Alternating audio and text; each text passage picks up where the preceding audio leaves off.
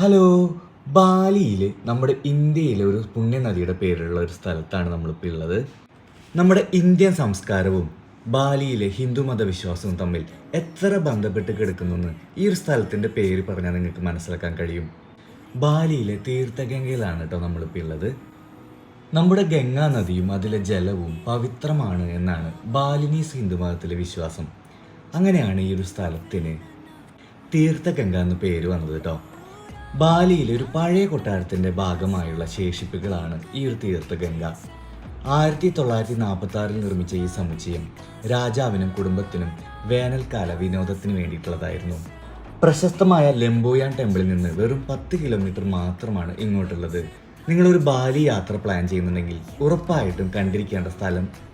വെള്ളവും വാസ്തുവിദ്യയും ആ ഒരു മഹത്വത്തിൽ നിന്നാണ് ഈ ഒരു സ്ഥലം അറിയപ്പെടുന്നത്.